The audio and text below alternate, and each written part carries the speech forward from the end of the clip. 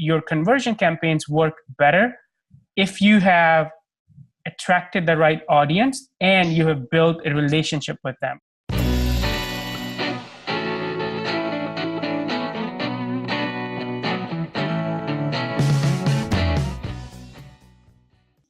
Hey guys, today I'm talking to the founder of iSocialYou, a data-driven social media agency based in Dallas, Texas. Ali helps brands and small, medium businesses create an engaging social presence and also to generate leads, sales, and revenue. He has worked with several major brands like Chevy, AA, Lexmark, GE, Lennox, many SMBs and startups.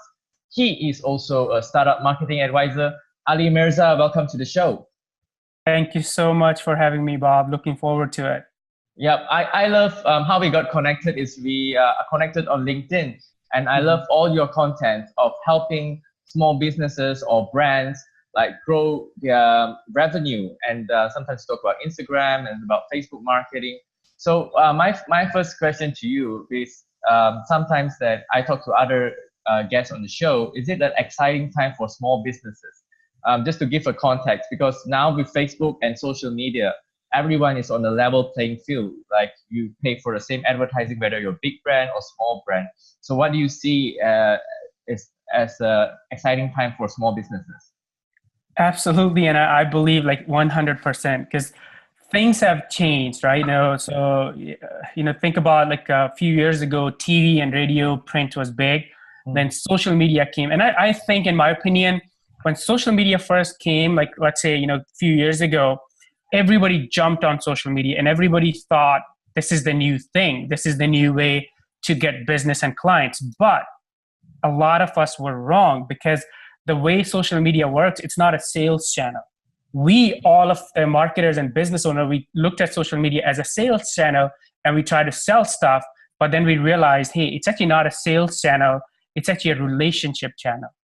So people will only buy from you on social media if they know you, like you, and trust you, right? So I believe now this is a second wave of social media where businesses, everyone first jumped on and thought it's a sales channel, it's the next big thing.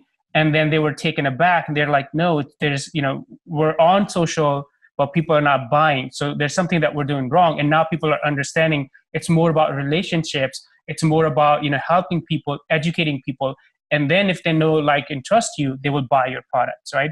So in my opinion, I agree with you 100%. I think social media it levels the playing ground for big brands and a small mom to pop shop. And anyone who invests and understands the context of social media and invest their time into building relationships with their customers and target audience, they win.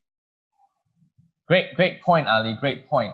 One of the things that I talk to my other guests about is a lot of businesses treat social media, like you said, as a sales channel, which we call it, they want direct response out of social media advertising.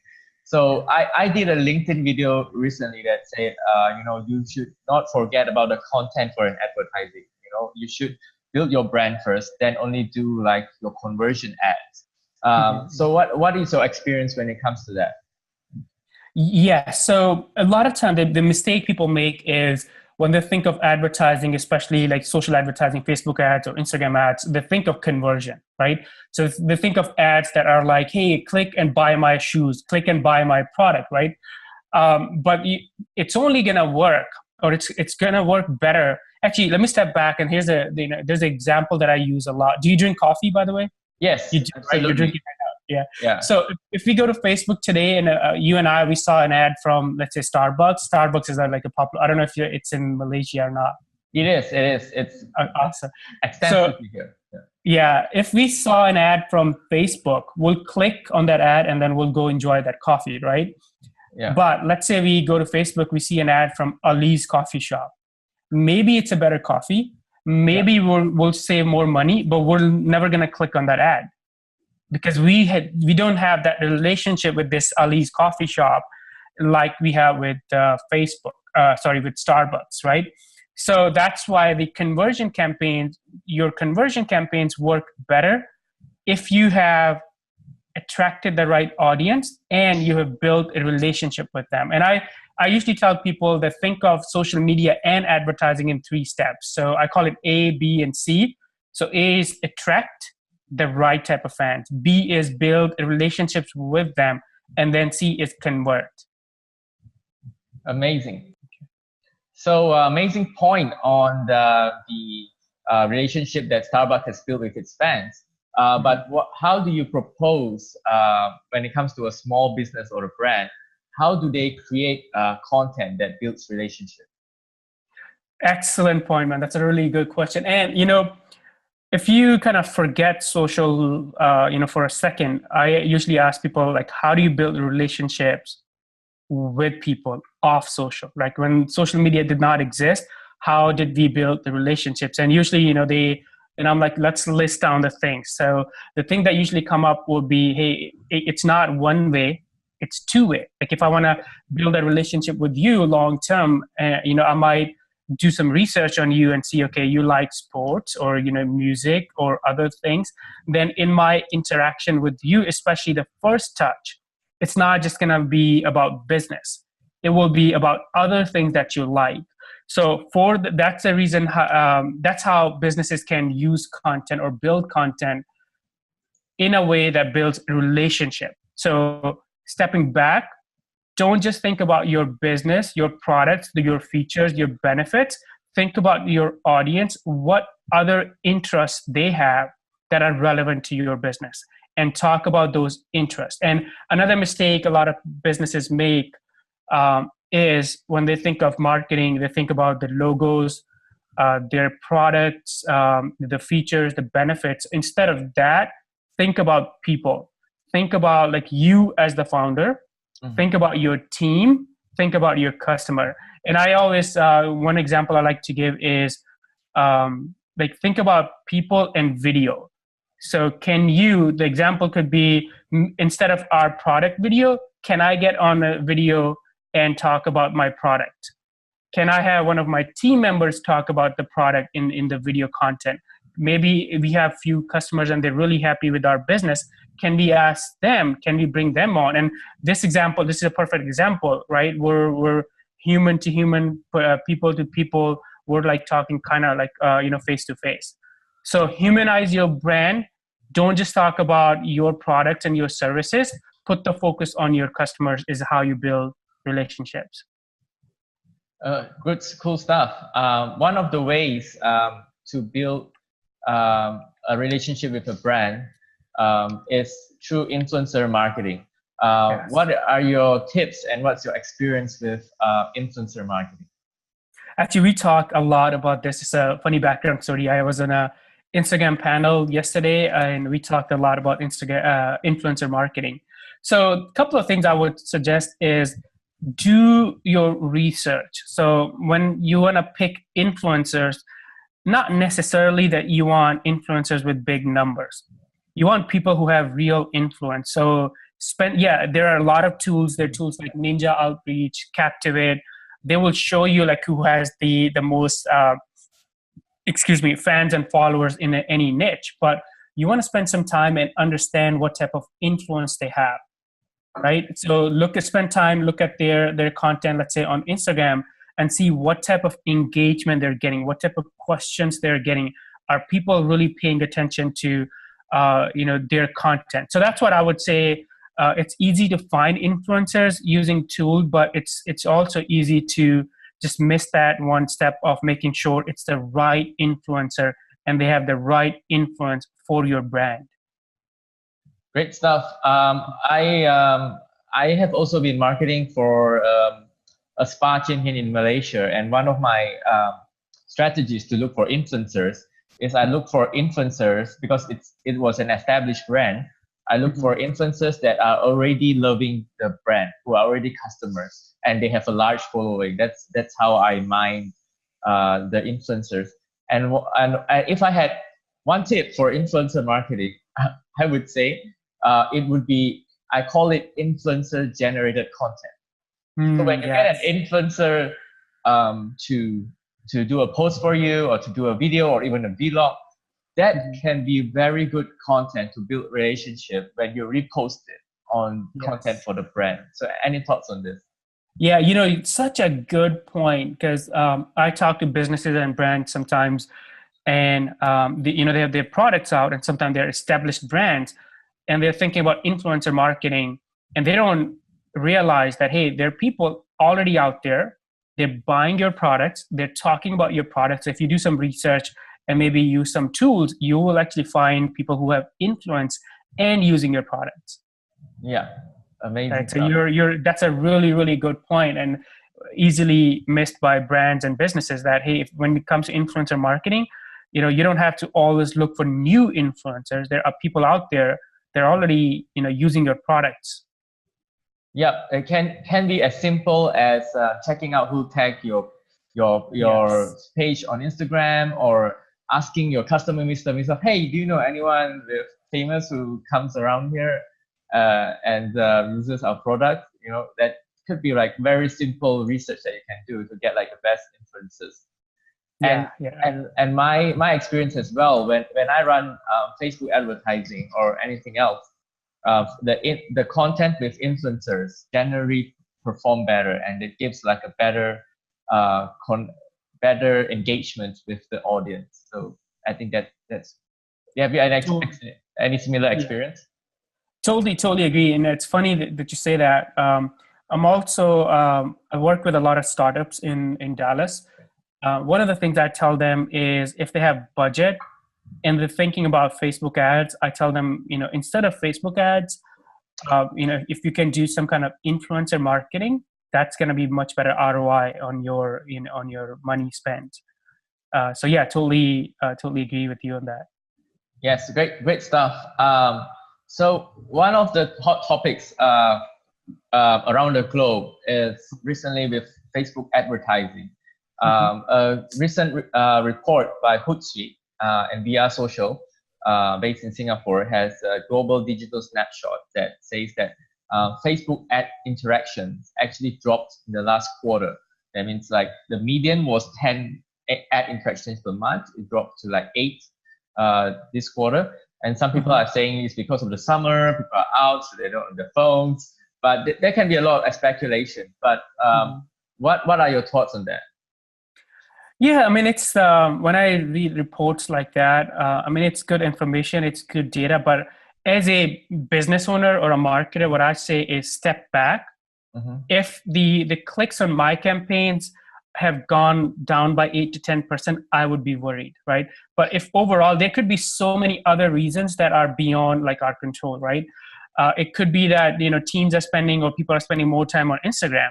Instagram is coming up with a lot of cool features, stories, IGTV, other things, right? It may change when we're back to school. The things may change. So there are things that are beyond your control, and you can think about them and worry about them. But instead of that, I would say just focus on like your business, your campaign. So if your campaigns are performing worse than, let's say, last month, I would be worried, right? So try to look at the data and see why, what has changed, and how can you like get back on track. So obviously you want to be mindful of these reports, because you want to in long term, you want to make decisions based on the data from the industry. But from day to day, I would say just focus on like stay in your lane. Great stuff. Great stuff. I totally agree. Like focus on your own challenges and how you get to your own customers, and Yeah. don't worry. Even if you break down this report, I don't know about the US, but in Asia, there are some Mhm. countries that increase in the engagement. Like in Singapore, increase in Malaysia, it's the same. But there are Yeah. some countries that decline, like Japan. So it's a global snapshot. So it's taking Yeah. into account everyone in the world. So Yeah. And one of the things that I tell the people that I coach or businesses that I work with, that everything works. So there are people who get results from Facebook ads. Their Instagram marketing works. There are people who sell a lot of products from Instagram. mm, LinkedIn works, right? SEO works, blogging works, YouTube marketing works. Everything works. But your question is not to pay attention to all of these. Your challenge or your question is, hey, among these things, what's going to work for me and my business? yeah.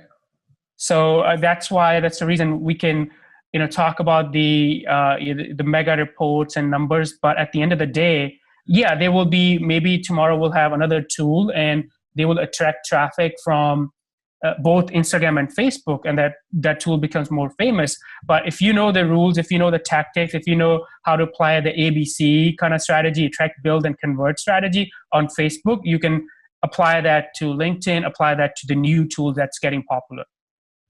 Great stuff. Like the principles of using tools like building engagement, getting good content, and getting the best targeting. It works across most platforms. Yes. And as like you said, you choose the channel that is right for your brand. And this goes to the question about budget resource. When a lot of people call themselves like growth marketers, it's because they choose the best channel based on their budget and resources to grow the brand. So what are some of the things that you look at when you choose like the channel to grow a brand? So obviously you're exactly right, because a lot of brands, especially in the beginning, especially in the startups, they have limited budget and resources, right? Yeah. So I say like pick the channel that you feel is easy for you, and then you can go deep in easily. So the example is, let's say I come to me and say I want to build a personal brand. So if you want to build a personal brand, you have to create content, right? Yeah. So if creating video is easy for me, then I'm going to be successful on YouTube and let's say Instagram, like naturally, right? But if creating video is not easy for me, but as compared to creating video, writing blog content is easy, then SEO and blogging and content marketing would be better for me, right? So I say like do the thing, especially in the beginning, do the things that are easy for you and are hard for you to quit in the long run. So going back to your question, that's what I would say. Like if you want to grow a brand, look at all the channels. And one easy thing, kind of hack or a tactic is, if you're not sure which channel you should be on, look at your competition. So look at all of their channels and see where they're getting most questions. So that tells me, that's a signal to me that the audience, their audience on that channel care and is engaging with them in a way that they need help. So pick that channel as if everything else is constant. But obviously my advice always is pick less channels in the beginning and go like deep in and pick the channels that are easy for you to execute on. Great stuff. I love that advice.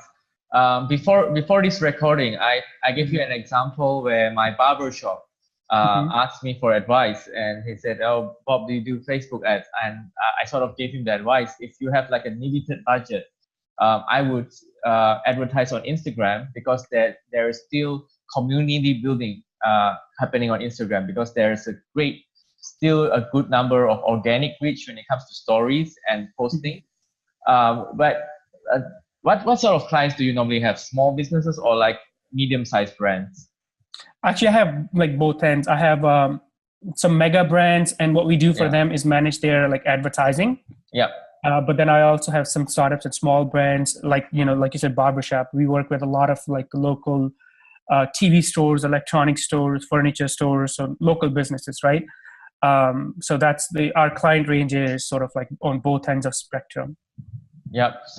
So what are the tips would you give like to a small business like a barbershop in terms of advertising, and how do they build an audience on Instagram per se? Yeah, and you're exactly right, and here's why. So barbershop, right? So they have people coming in, getting haircut, right? So imagine if 10 people come in, or came in a day, out of those 10, let's say 6 or 7 are gonna like their product or service, right? So I'd say it's a very visual product and service. Running a barbershop. Imagine those 5 or 6 people that are really happy with with your stuff. You get them, you capture their stories, and then you share them on a visual platform, which, like you said, is Instagram, among like other platforms. So that's exactly what I would for a business like that.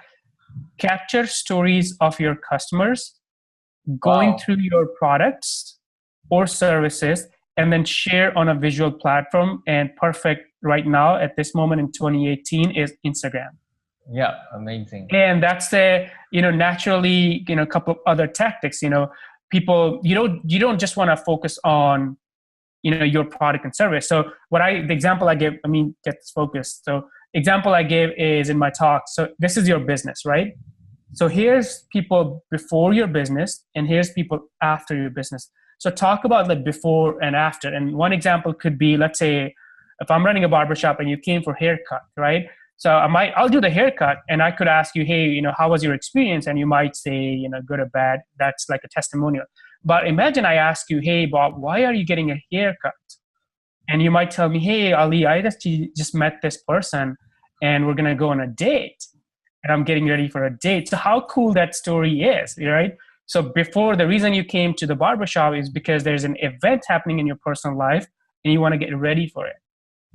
So those are the kind of like emotional stories. So businesses, don't just focus on what you do, your product and service. Focus on what people are thinking just before getting your product and service, and also just afterwards. And imagine an Instagram account of a barbershop where the feed is all pictures of different people sharing the stories of why they're I'm getting ready for the new job. There's a wedding coming up in my family. I'm going on a date. There are different reasons why I'm getting ready for the family weekend. That's why I came in and got a haircut. So capture those, it's all about capturing stories. And then for that reason, Instagram ads will be more effective than, let's say, Facebook ads. Amazing stuff. Like advertising and content go hand in hand, and I perfectly love that. Love one your thing, tip.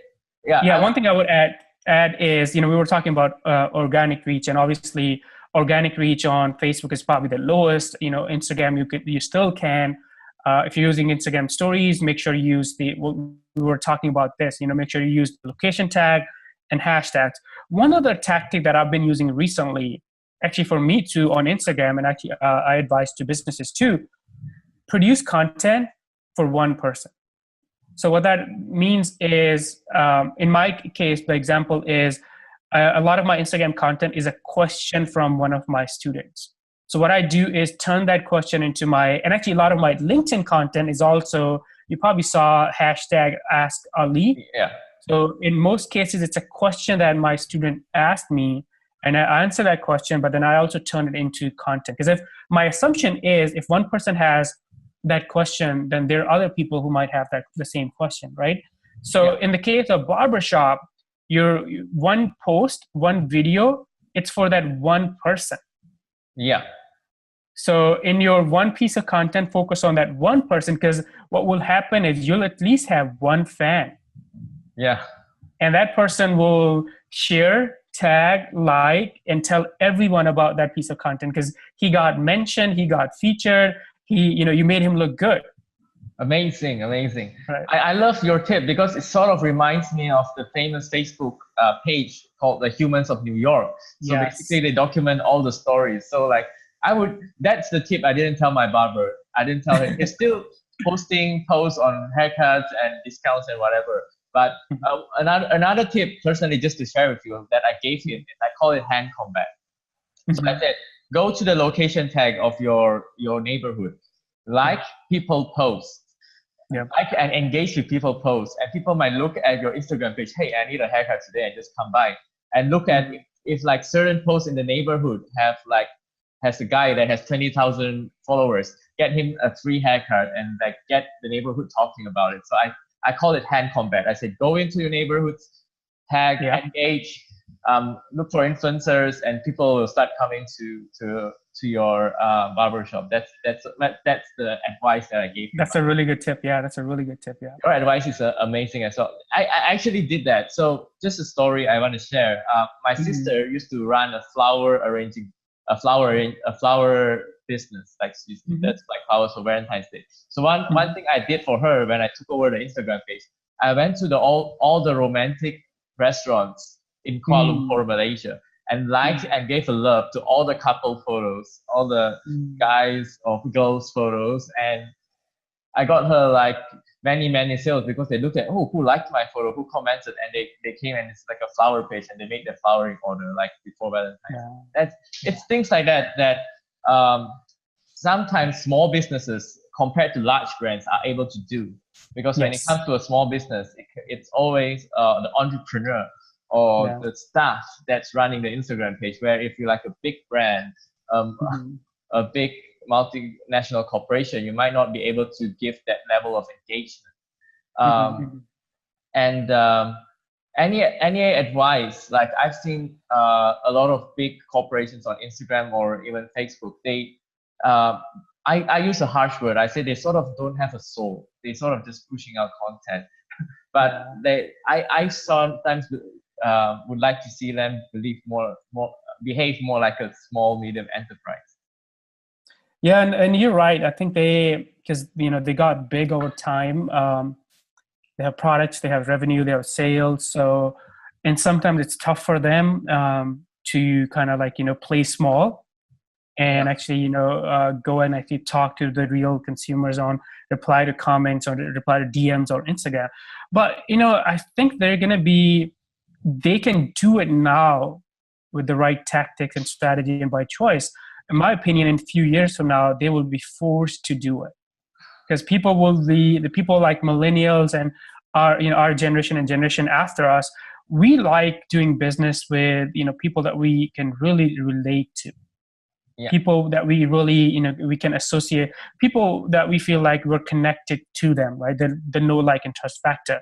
So another thing is brands, in my opinion, they're very soon they're going to realize the best way to, because Google ads are expensive, Facebook ads are getting expensive, Instagram ads will be expensive soon, organic reach on Instagram will go down, organic reach on LinkedIn will go down, right?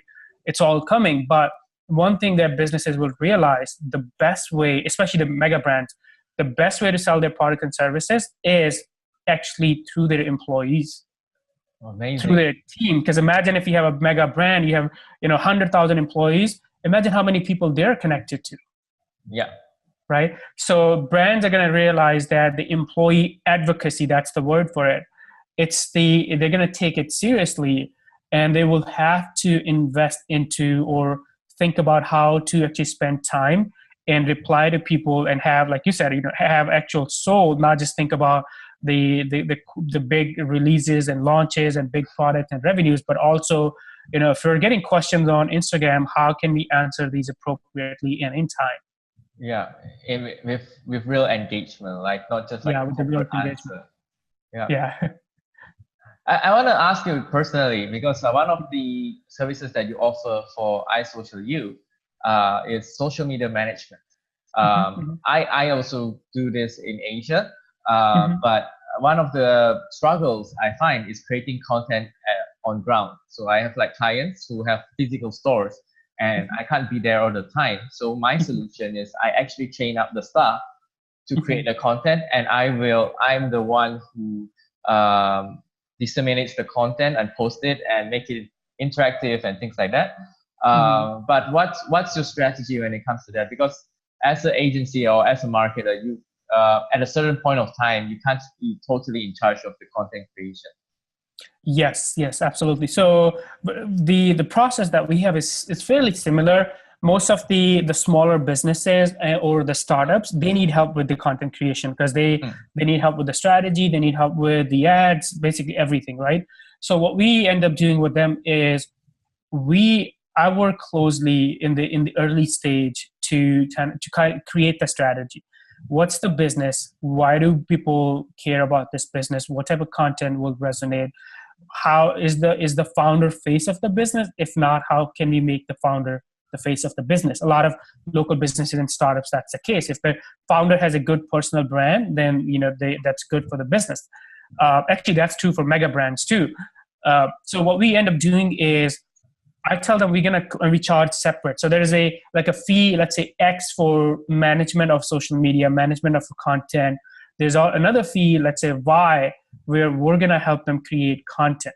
So in some cases, it looks like, hey, we need 2 hours of your time every week, or let's say every month, and in those 2 hours, come prepared for this.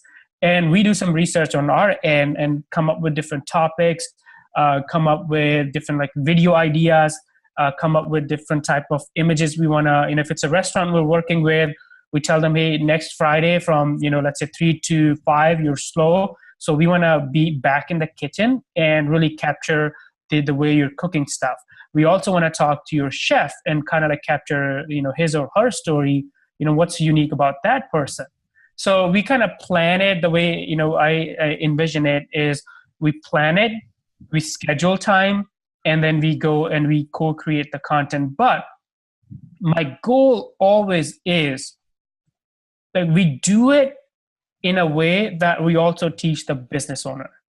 Yeah. Because I want the businesses, because I want the founders and CEOs to think of themselves not just the business owner, but also the content sort of designer or content like creator for that business. Right? They may not actually create they write the actual blog post, but I want them to think about, hey, if I'm in this business meeting, then is there an opportunity to create content based on the things that I'm working with? So my goal is always, yes, to answer, coming back to your question, we manage their social media, we help them, or we co-create content for them, we pre-plan it, and then we schedule time to make it happen, but with the goal of, hey, can we train their team so they start doing this on their own? And a funny story is, as one mid-sized company, they're not small, I think they have like 500 employees in Dallas.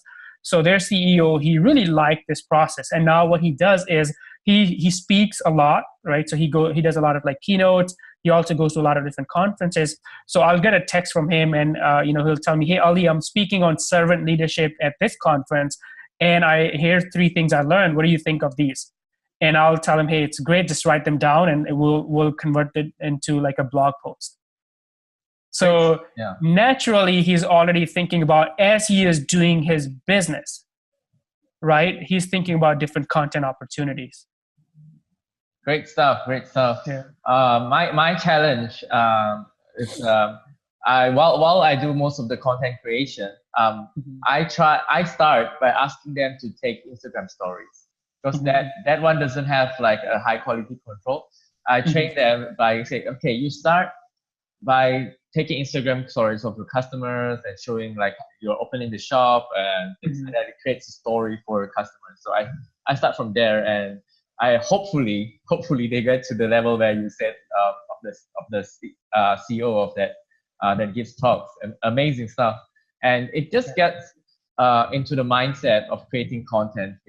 Whatever business, whether you're a personal brand or whether you're on LinkedIn or wherever, creating content is an absolute necessity in today's age, no matter what business you're in.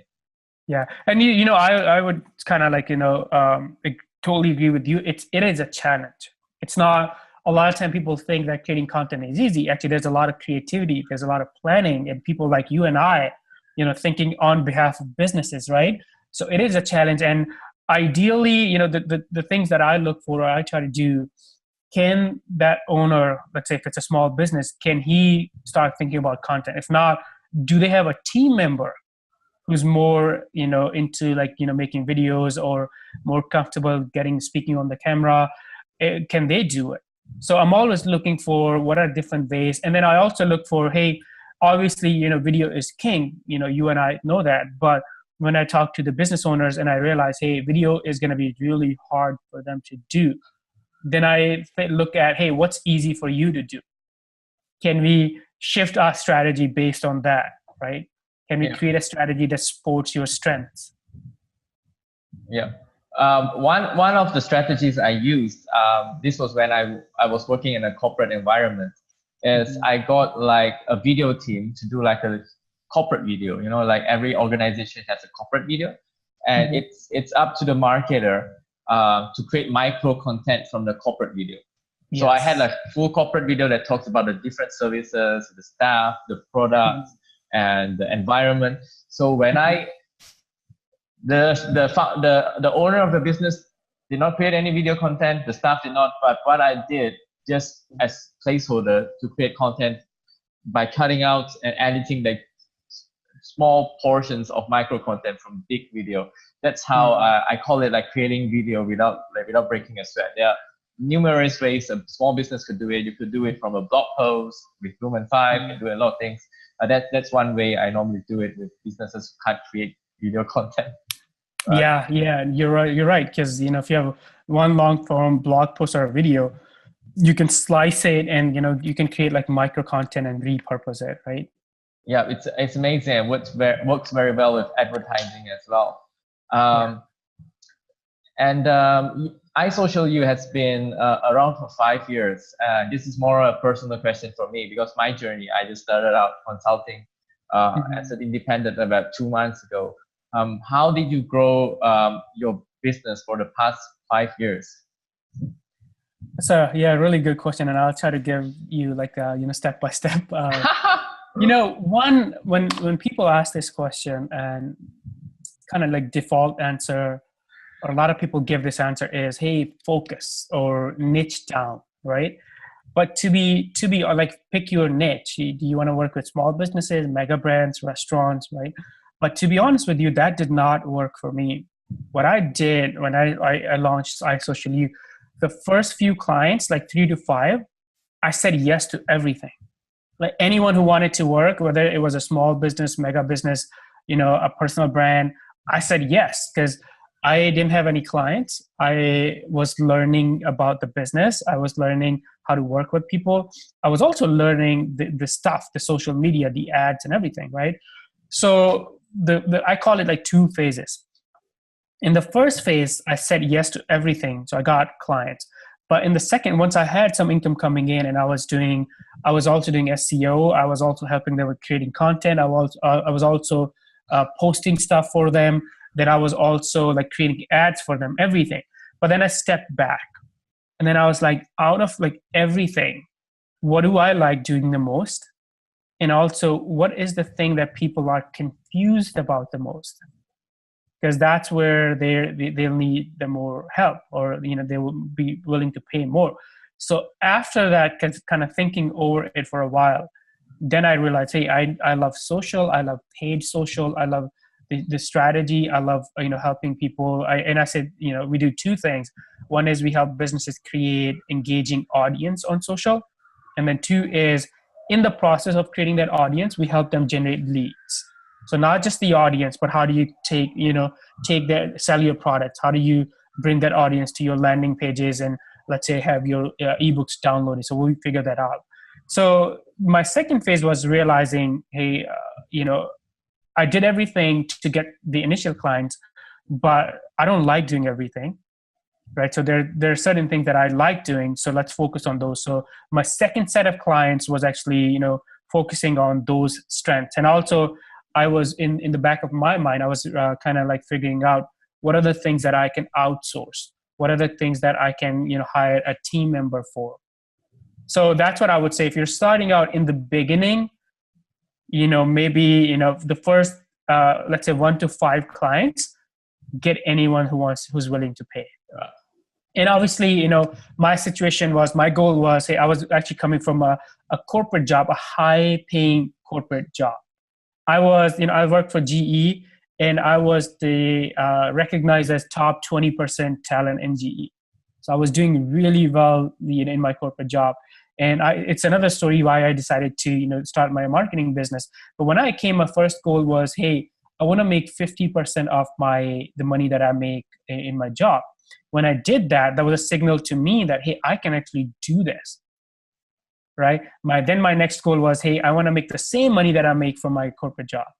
Then I got to that point, and then my next goal was, hey, I want to grow and grow. So my approach was really steps. So that's what I tell people, that maybe in the beginning, do everything. Experiment with everything. Experiment with Facebook ads, SEO, content marketing, and all different kinds of businesses. Because year one, you'll bring some revenue in. That's going to be encouragement for you to keep doing it. And 2, you'll figure out, hey, what are the things that you are really like? What's your genius zone of genius? I call it. And people may realize, hey, I'm really good at SEO. I can do Facebook ads, but I'm really good at SEO. Yeah. Or I'm really good at Instagram marketing. So but once you have some money coming in, income coming in, and you realize that here's the thing that I'm good at, then the next from 5 to 10 to 15 clients, focus on that. Yeah. I sort of found my niche, or sort of what I'm good at, when I started creating LinkedIn content. I'm like, hey, actually, I'm really good at content as well. And I started off with just Facebook advertising. which is commoditized skill, but still it's quite important because content and performance comes hand in hand. So I sort of found my niche about. I started creating LinkedIn content, just to tell you a story, every single day for 3 months before we were even connections. I did LinkedIn videos every single day just to test it out, try different content, and now I'm more on the quality side. One more question that I have to you, this is more also like a person on a business standpoint. I have two types of clients. One type of client is running a business, maybe even a traditional business, but they don't they are just starting out in social media, which is I get that a lot. But the second type of client, which I am focusing more on getting, is a client that has social media, even has run ads, but their ambition is to improve. And the reason why sometimes I don't work with the first type of client is because half of my effort and time is spent on persuasion. Spend on telling them that, hey, you should increase your Facebook budget. I don't have to spend time to explain conversion, like to explain why it doesn't work. Like the second type of client will understand, oh, it takes brand building, it takes all this, but we just need someone better at creating content and that's a great client to work with. But what's your experience on that? I agree with you 200%. So here's that's a lesson that I learned too in the beginning. Yeah. And I call it the second type that you mentioned. I call them like educated clients. Yeah. So we need as service providers, the good clients for us are, and nothing against the type one, they're just at different stage, right? Yeah. We need people who need, let's say, social media, plus they have the budget for it. Plus, they know that social media works. They just don't have the time or resources to do it themselves. Yeah.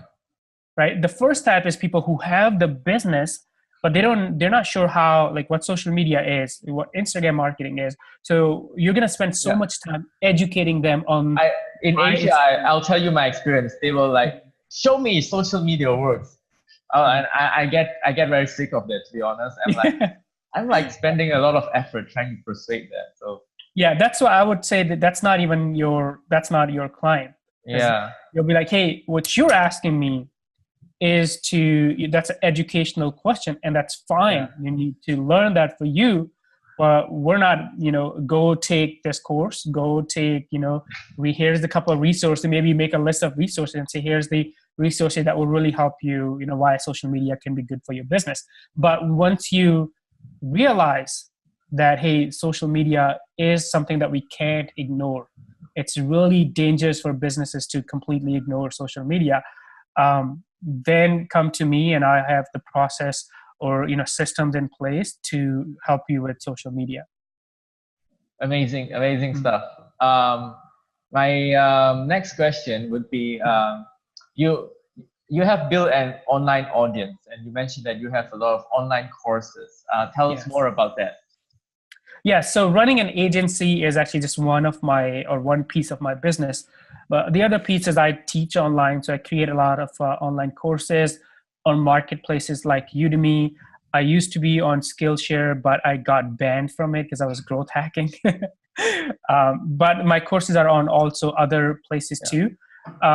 Mostly courses are on business and marketing. Some are on growth hacking. And it really feeds into, it's actually what we were talking about just before this question. A lot of people would go take my course. Some will do it. Some will figure out how to run Facebook ads. They learn from my course and do it. But some will realize, hey, it's actually really tough, right? So you need an expert to do this. So they'll come back to me and they'd be like, hey, do you do this? How much can we pay you to have you do this for our business, right? So what happened now, they paid, they took my course, and now they're more educated. They know exactly how I work, what my process is, and they realize, hey, if we can do it, but that's a lot of time and effort on our part. If we're trying to figure it out, the better ROI is let's just go hire someone who can do this for us. Great stuff.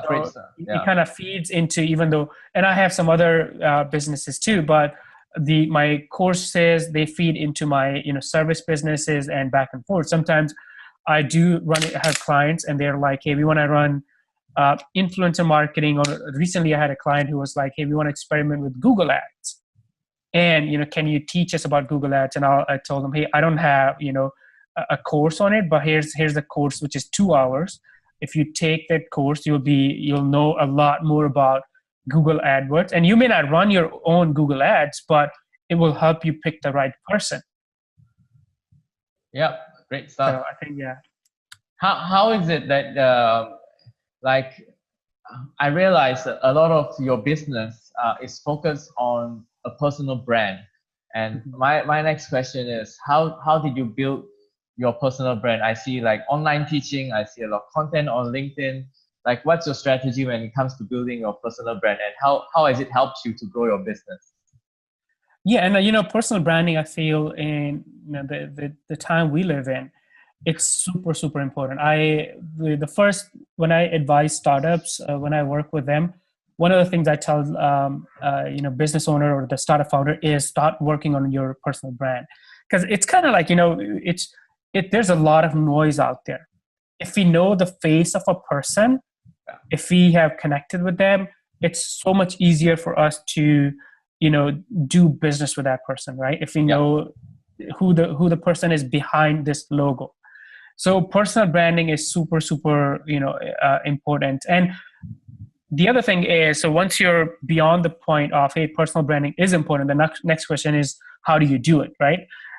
If you look at any big players, I pick anyone: Tony Robbins, Seth Godin, Gary Vee, Tyler, like anyone who's sort of well known. A lot of times we don't know them. We only know them through their content. Yeah. So what that tells us is, if you want to build a personal brand, you have to create content, right? Now, when it comes, so that's the second. First, you get clear on, hey, we should work on the personal brand. Second, if you want to build a personal brand, you need to create content. Third, like, what type of content? So now you got to kind of step back and think, hey, am I good at video? Or am I good at, written content? Am I good at like pretty pictures or, Instagram stories? Find out like what you're good at. And to answer your question, I did realize the personal branding is important a while ago. Actually, stepping back, I neglected that. When I built my business, service-based business, the first couple of years, I was just after clients. I was after, let's get more clients, let's build a team, let's make more money. That was the whole sort of system of my business. But then late 2017, and actually the shift came in my mind when I saw the shift on LinkedIn, how people were creating videos and building their personal brand. That kind of changed everything for me. And that was a trigger for me to take my personal brand seriously. Yeah. So what I started doing is I stepped back and I'm like, hey, if I want to build a personal brand, I have to create content. Now, the next question is, what kind of content I'm good at, or I'm like, that's good for me. And I've done everything. I've written blog posts. I've watched videos. I've launched like, mini video series. But when it came down to the strategy that works for me is, since I have a lot of students, they ask a lot of questions. I'm approaching over 100,000, actually I've crossed 100,000 students across different platforms. So from that many students, I get a lot of questions, right? So what I do is I answer those questions. I also turn it into my social media content. So now if you look on my LinkedIn feed and also on my Instagram feed, it's actually a question from one of my students turned into a social media content. Yep. So that's the sort of like engine behind like my personal brand. But you're right. I was on an Instagram business panel yesterday. I've been on different podcasts, and a lot of this is actually, all of this is happening because I'm producing content and building my personal brand. Great stuff. It's amazing. It's a best time to create personal brand with channels like LinkedIn and Instagram. One of the things as a marketer I find is finite, is time. Because when you create content, for example, I create content for myself, I edit videos, and then I do it for my clients as well. I do their Instagram posts, I do Facebook. So what is the, I don't want to say hack, but what is the time management tip that you can give to like aspiring marketers or anyone on LinkedIn? So, couple of tips. A couple of things come to mind because yeah, I can relate. Time is always Yeah. Like I a would love to challenge. write articles. Seriously, I would. Like the reason why I love videos is because it's the most Yeah. less time consuming form of content. When it comes Yes. to Yeah. written, it takes a lot of time. Yeah. So I would love to write more. Just time is the Yeah. constraint. So what I like to do, the couple of things, tactics or hacks that come to mind. One is, and I think we touched on this a little bit. Do what's easy for you. Yeah. Like if it's easy for you to just, because you've seen a lot of people on even on LinkedIn, they just have their phones up and it's a selfie video, right? And their content does really good. There are Yeah. people who have just written content and it does good. Um, it's kind of everything works. You just have to figure out what works for you. So first hack is kind of don't try to mimic other people. Don't try to copy other people. Look inside and see what's easy for you to do. The goal is to create content that helps your target audience, educates them or entertains them, so they know, like, and trust you. So you build a personal brand. That's the goal. The goal is not to make just awesome videos, but to achieve that goals. If video is easy for you, then do video. If writing content is easy for you, then write content. Right. That's like first thing. Look inward and produce content, especially in the beginning. That's easy for you to produce. The second thing is batching. Right. So set aside, I'm not doing it anymore. But back in 2017, I was active on Quora a lot. Oh. So yes. So I had like 3 hours every Saturday set aside, scheduled, and I would go on Quora and answer questions. And then those question and answer will become my LinkedIn content the following week. So that was my sort of like content process. But what the tactic that helped me save time was the batching. So first tactic or hack is do what's easy. The second is actually schedule time and batch it. And third, it's probably going to sound weird, but consume less. Yes. So here's, the thing is, you can watch this video and another video and another video, and you're always in like the consumption mode. What I'll tell people is look back, let's say 2 weeks or like a week of your life.